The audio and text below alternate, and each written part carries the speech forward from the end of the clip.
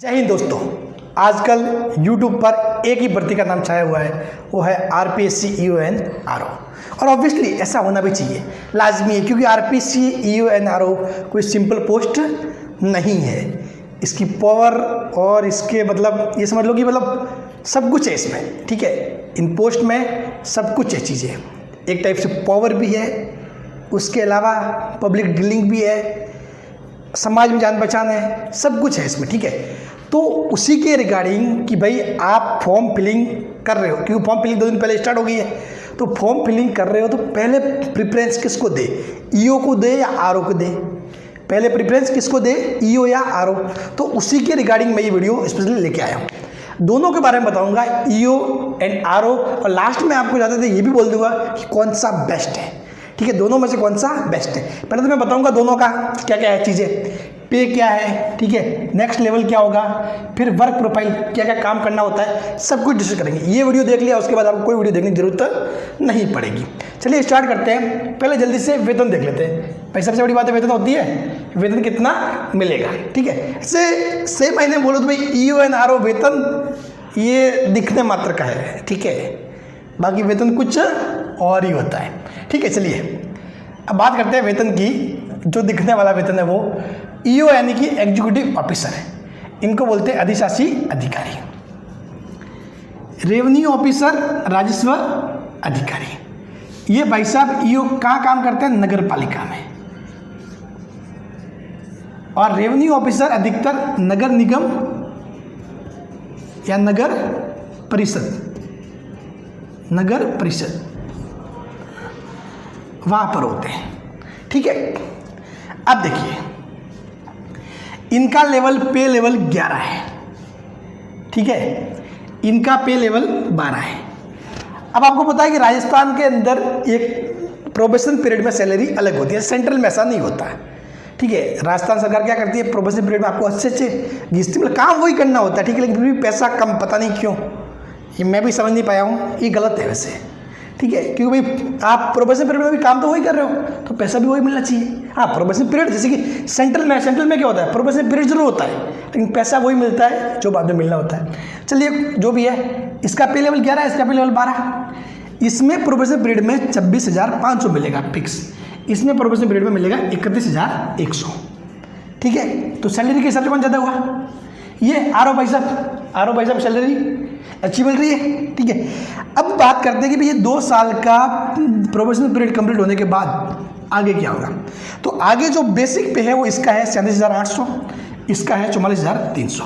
अब देखो सैलरी में क्या क्या मिलता है, बेसिक पे प्लस DA प्लस HRA मिलकर बनती है कुल सैलरी। बाकी उसके अलावा थोड़ी बहुत चीज़ें होती है, कुछ एक्स्ट्रा ऐड भी हो जाता है, कुछ उसमें से निकल भी जाता है, ठीक है, उसकी बात नहीं करेंगे अपन, वो छोटा मोटा होता है, उससे इतना फर्क नहीं पड़ने वाला।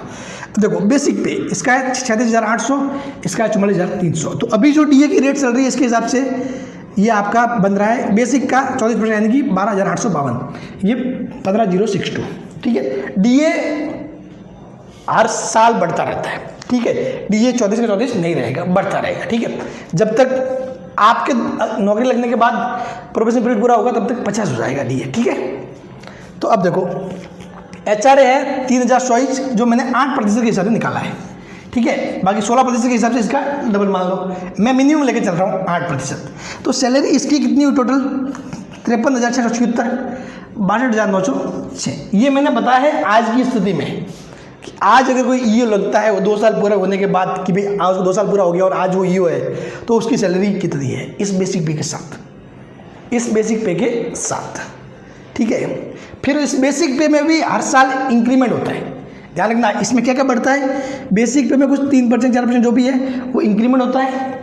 फिर DA भी हर साल बढ़ता है, समझ गए, तो ऐसे सैलरी बढ़ती है। फिर कभी कुछ वेतन आयोग आता है, कभी आपका पे स्केल चेंज होता है, तो ये सारी टाइम के अकॉर्डिंग चीज़ें होती रहती है आगे, ठीक है।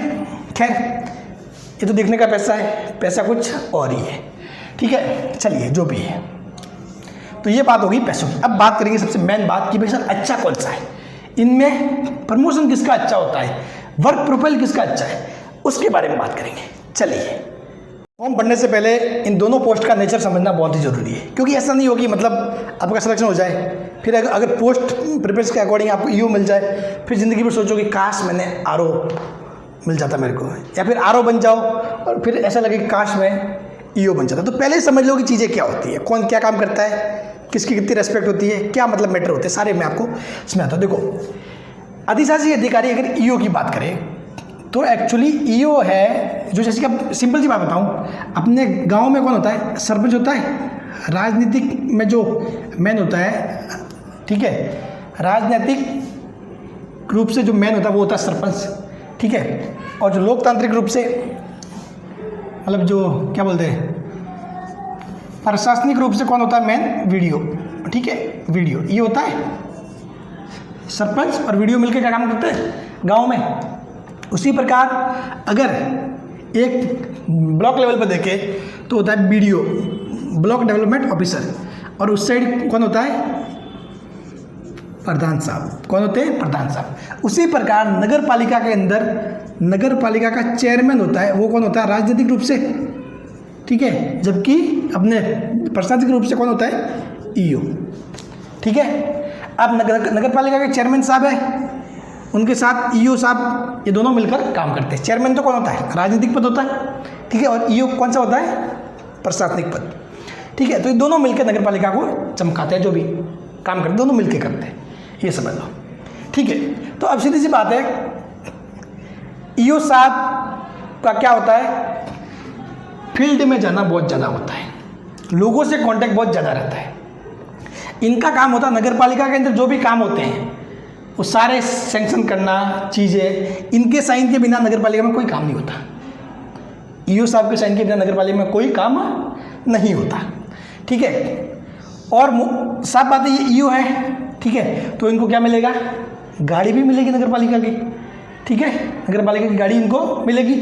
इनको अच्छी सिटी में क्वार्टर्स भी अच्छे वो भी मिलेंगे, ठीक है। और दूसरी साइड राजस्व अधिकारी की बात करें तो ये ऑफिस पोस्ट है, ये एक्चुअली ऑफिस लेवल की पोस्ट है, और ये एक्चुअली नगर निगम और नगर परिषद में बैठते हैं। ये जो ये कमिश्नर साहब होते हैं उनके नीचे काम करते हैं डायरेक्ट। इनकी पब्लिक डीलिंग नहीं होती, लोगों से इतना काम नहीं पड़ता, पब्लिक डीलिंग नहीं होती। जबकि ये ईओ साहब आम लोगों से मिलना वगैरह, कुछ काम हो रहा है तो बाहर कैसे चल रहा है, क्या नहीं, मतलब काम सही चल रहा है, सब कुछ वो इंस्पेक्शन वगैरह करना, उसके लिए जाते रहते हैं, ठीक है। तो अगर जनता की सेवा टाइप का कुछ कार्य करना आपको, कि भाई लोगों के बीच में जान पहचान हो, समाज में इज्जत हो, तो ईओ है, ठीक है। लेकिन फिर आपको पता, सब लोगों के बीच जाओगे, समाज में इज्जत वाली बात पे जाओगे, तो कुछ ना कुछ मैटर भी ऐसे होते रहते हैं कि बहुत बार मतलब ऐसा होता है कि भाई यहाँ कि मतलब ईओ में यार देखो कितनी बेजबारी है, ऐसा होता है ना, मतलब, ठीक है। दूसरा राजस्व अधिकारी है तो आरओ ऑफिस पोस्ट है, शांति से बैठ के काम करने का है, ठीक है, कोई इतना लफड़ा नहीं है। लेकिन आरओ साहब अपने इंडिविजुअली कोई डिसीजन नहीं ले सकते, इनको डिसीजन कमिश्नर साहब से पूछ कर लेना पड़ता है। मोस्टली सारे जो कमिश्नर काम कहता है वो आरओ करता है, जबकि ईओ क्या क्या अपने हिसाब से डिसीजन ले सकता है, ठीक है। अब बात करते हैं इनके प्रमोशन की, इनमें क्या प्रमोशन होता है। तो देखो, ईओ आपके जो भी ये पोस्ट है, ये है ईओ ग्रेड 4। ग्रेड 4 मतलब वो ऐसा नहीं ग्रेड, मतलब इनके वो जो है मतलब ग्रेडिंग, उसमें ग्रेड 4 है, समझ गए। हाँ, इसको आप first grade, second grade, third grade से कंपेयर मत कर देना, ठीक है। ईओ कोई फोर्थ ग्रेड वाला कोई चपरासी नहीं है, ध्यान रखना। ईओ ग्रेड 4 है, समझ गए। हाँ, तो उससे नेक्स्ट प्रमोशन होता है ईओ ग्रेड 3। फिर उसके बाद बनते हैं या तो ईओ ग्रेड 2, या फिर सेक्रेटरी, या फिर म्युनिसिपल काउंसिल, ठीक है। फिर उसके बाद एक प्रमोशन होता है लास्ट, वो क्या होता है? कमिश्नर। सभी जानते हैं कमिश्नर म्युनिसिपल काउंसिल तो होती है, ठीक है। और राजस्व अधिकारी की बात करें तो इससे बनते हैं, ये आरओ आपके ग्रेड 2 दिखला है भर्ती, तो उससे बनेंगे आरओ ग्रेड 1, और उससे ये का ये फिर से बन सकते हैं, यानी कि सेक्रेटरी म्युनिसिपल काउंसिल बन सकते हैं। उसके बाद ये कमिश्नर म्युनिसिपल काउंसिल बन सकते हैं। मेन बात ये कि भाई आरओ से ये म्युनिसिपल या फिर कमिश्नर बनना थोड़ा सा टफ प्रोसेस है, चांस कम है, इसमें चांसेस ज़्यादा, क्योंकि इसमें 2/3 लोग लिए जाते हैं ईओ से, जबकि इसमें 1/3, ठीक है। इस वाले रास्ते से यहाँ कमिश्नर तक आना थोड़ा मुश्किल है, इस वाले रास्ते से ईजी है, ठीक है। अब कुल मिला के ये समझ लो कि भैया अगर आपको लोगों के बीच में रहकर काम करना है, पब्लिक डीलिंग करनी है, ठीक है, लोगों की समस्या को सुनना है, उनका समाधान करना है, तो ईओ बनना है। नहीं तो कि अपने तो नहीं, बस यार ऑफिस में बैठे बैठे काम करेंगे, बस बाहर कहीं नहीं जाएंगे, ठीक है। ना तो आपको लोग जानेंगे, लेकिन ना ऑफिस वाले लोग आपको जरूर जानेंगे कि भाई हाँ सब आए बस गए, बस बाकी दुनिया से कोई लेना देना नहीं है। जबकि इनका पूरा शहर जानेगा आपको, ईओ को पूरा शहर जानता है, आरओ से कोई मतलब इतना नहीं होता। आरओ को उसके डिपार्टमेंट वाले ही जानते हैं। तो ये समझ लो, ये है भाई। तो ऑफिस काम करना है वो आरओ ज्वाइन कर लो, और जिनको ये फील्ड डीलिंग करनी है, फील्ड में काम करना है, वो ईओ ज्वाइन कर लो। समाज में इज्जत ताक मतलब सब कुछ, इंस्पेक्शन वगैरह सब कुछ, बाहर जाना आना वाना, बड़े बड़े लोगों से मिलना उठना बैठना, ये सब कुछ ईओ में होगा।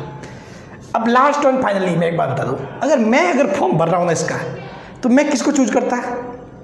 ऑब्वियसली नो डाउट मैं चूज करता ईओ को। किसको? अधिशासी अधिकारी। फर्क नहीं पड़ता ये लेवल 11 है, ये लेवल 11 से फर्क नहीं पड़ता इसका, भले ही भाई साहब लेवल 12 है, लेकिन मैं किसको चूज करता? ईओ को, क्योंकि मैंने बता दिया क्या क्या इसकी विशेषता है। तो मेरे ख्याल से आपके भी सारे डाउट क्लियर हो गए होंगे, और आपको प्रिफरेंस भरनी होगी फॉर्म में, तो अपने हिसाब से चूज करके भर देना। किसी को अगर नहीं तो मैं तो सर ऑफिस में बैठूंगा तो आरओ को पहली प्रेफरेंस दे देना, किस नहीं सर मैं तो फील्ड में काम करूंगा तो ईओ को पहली प्रेफरेंस दे देना, ठीक है। ये चीज़ें अब शायद आप समझ गए होंगे, ऐसी कोई डाउट नहीं रहा होगा। फिर भी कोई डाउट है तो ज़रूर कमेंट में डालें, आपको उसका रिप्लाई जरूर करूँगा। बाकी जॉब दोनों ही अच्छी है, ऑफिसर लेवल की जॉब है भाई, सीधी सी बात है। फाइनली हो तो अगर जॉब नहीं है और तो उसके बाद तो कोई भी मिलो वो भी बड़ी बात है, ठीक है। तभी इतने पद लास्ट 2015 में वैकेंसी आई थी। ये जो एसडीएम वगैरह जो आरएस वगैरह वो तो क्या होती है, हर 2 साल में आती है, हर 3 साल में आती है, जबकि ये तो 2015 में लास्ट आई थी, 2022 में आ रही, 7 साल बाद। तो सोच सकते हो कितनी इंपॉर्टेंस है इसकी, ठीक है। चलिए तो नेक्स्ट वीडियो में अपन बात करेंगे कि अब ये सब कुछ बातें होगी, अब इनकी तैयारी कैसे करें, कैसे बने ईओ आरओ, ठीक है। कौन सी बुक पढ़े, तो उन सभी के बारे में अपन बात करने वाले हैं, ठीक है। और अगर चैनल को अगर सब्सक्राइब नहीं किया तो प्लीज़ कर लीजिए, ठीक है। मैं इस वैकेंसी को पूरा फॉलो करने वाला हूँ। Thank you so much.